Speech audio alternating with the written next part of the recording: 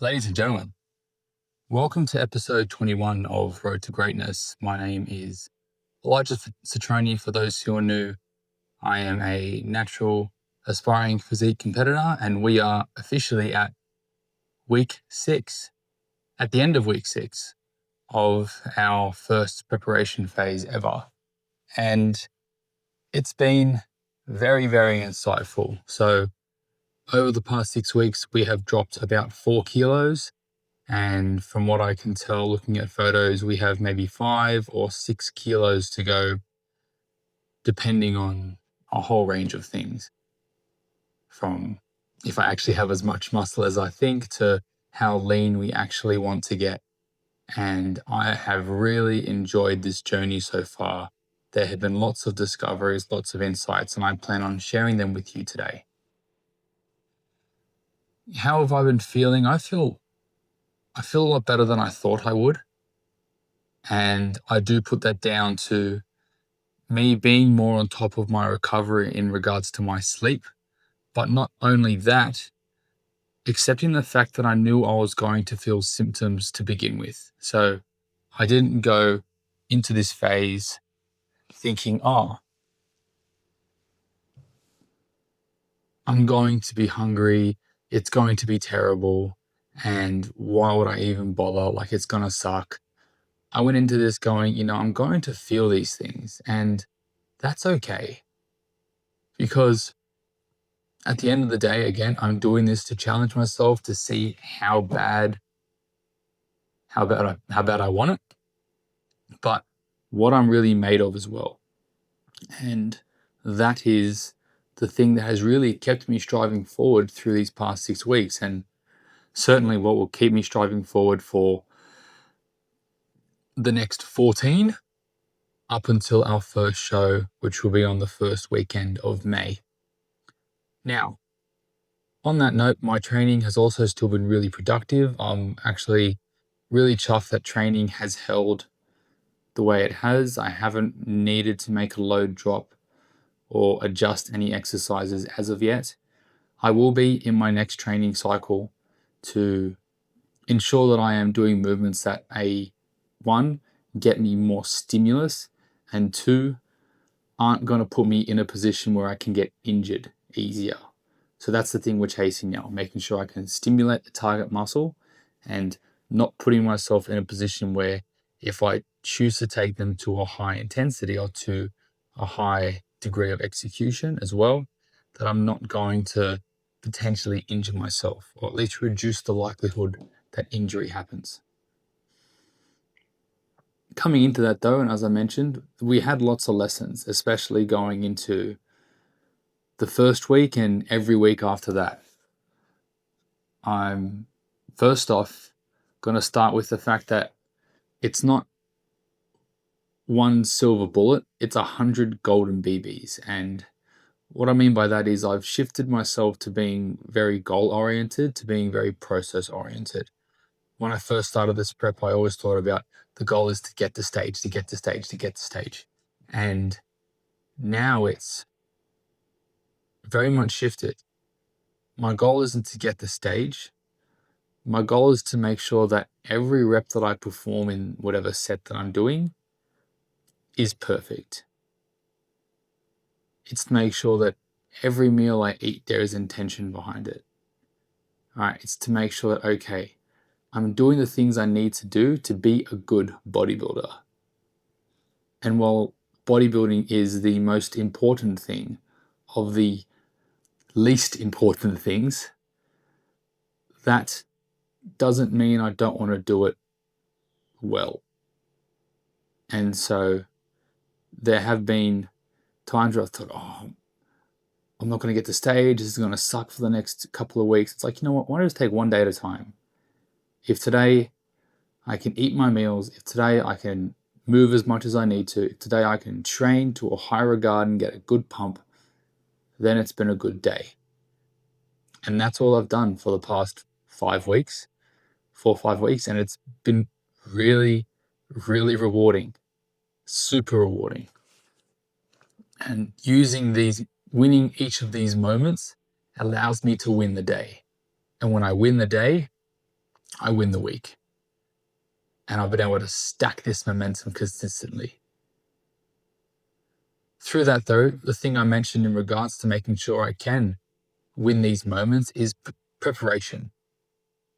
Preparing out my days, planning my meals, making sure that I do have everything set in a certain sequence. Not that it's to the degree where it's a little bit overly neurotic, but set in a sequence like, okay, here's when I'll eat, here's when I'll train, here's what my work schedule looks like, here's where I'm going to get in some expenditure, here's where I'm going to rest. And making sure that I have days prepared and planned in advance, so I'm not wondering what I'm doing for the next couple of days. And that's been a really reinforced lesson, especially over the Christmas period where people were away, didn't know what they were doing. My meals weren't exactly eaten at similar times. And I was like, okay, there is a reason why I plan as much as I do. And don't get me wrong, I'm not spending like a whole day planning out for the next day or for a week. It takes an hour of my Sunday to plan what I have for the week and 10 minutes every day to plan out what my day looks like for the next one. Right, going, okay, what are the tasks I need to do? In what order will I do them? And where can I potentially move something to a different day? Where can I move something to, a different week even as well? And that's been really good to navigate, okay, how much can I actually do? Because I know I don't have the work capacity that I did before. Certainly proven myself wrong there. But it's also like, okay, I need to recover as well from what I'm doing. And so where can I strategically move things further down the line or bring them forward so that I can block out some time to rest, which is the wonderful segue into the next lesson that I've learned in regards to recovery. Like, I take time off the gym to recover for a reason, and putting more things on my plate when it came to my workload, I noticed myself getting to a point where I wasn't burnt out, but feeling a little bit overwhelmed. And I've reframed how I look at rest or relaxing, so to speak, as strategic rest. So that might mean that I'm reading a book or I'm watching a movie or a TV series or just kicking my feet up, and understanding that it serves a purpose. As much as I want to get up and go take on the world and move mountains, I can't do that if I'm at zero. Okay. And taking a couple of hours or half a day to actually relax and allow myself to recharge means I can come back at, 80, 90, 100%. And that can take me for the next 2, 3, 4 weeks. It's like mad. All right. How good's that? I don't feel like I'm completely burnt out or that I'm resenting anything. I can enjoy these little moments that I've had. And, it's like, okay, I take an inch to give a mile. And that to me has been a really big lesson, understanding the importance of recovery, because I was someone who used to be very much just head down, notes to the grindstone, have a crack.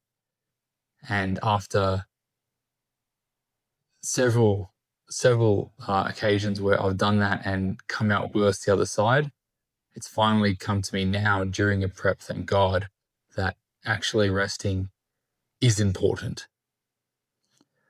Last but not least, and I mentioned it before, was being grateful and winning the day, but using gratitude as a mindset hat.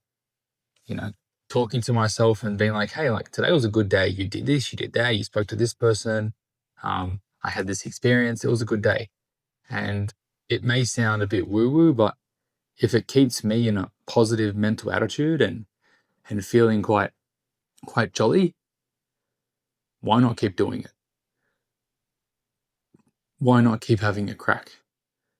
And that's exactly what I'm going to keep doing over these next 14 weeks. The big thing for me especially will be planning and preparing. So I may be a little bit more selective with the social events I go out to and the meals that I eat that aren't prepared by myself. I don't feel like I'm being restricted in the experiences I can have with my life. And if anything, I feel like it's been an additive for sure. The prep I'm referring to here, because it's shown me how much more I can do and the kind of person that I am. And so I am very much excited to seeing what happens over the next couple of weeks. Next week for me will be a diet break. So 8 days of eating at maintenance before we go into our next 6-week dieting phase, which we'll plan to pull probably another 4 kilos off again to really, really see where I'm at. So for some numbers, started at 82.5, got down to 78.5, more than likely going to get down to somewhere around 75, 74.5. So another 3.5, 4 kilos pulled off before we take a step back and go, okay, where are these little refinements that we can make? And that will more than likely, for my guess, be another 2 kilos. So we'll end up somewhere around 73 kilos at our lowest. But with that all said, team, thank you very much for tuning in to this episode of Road to Greatness. I'm really stoked to share these experiences with you, and I'll be sharing more things in the future as well. Next week, we're running through my second leg session, and I'm excited to share that with you guys as well. But with that, do take care. If you haven't already, like, rate, subscribe, leave a comment, get in touch with me via Instagram. And until next week, team, take care. We'll talk soon.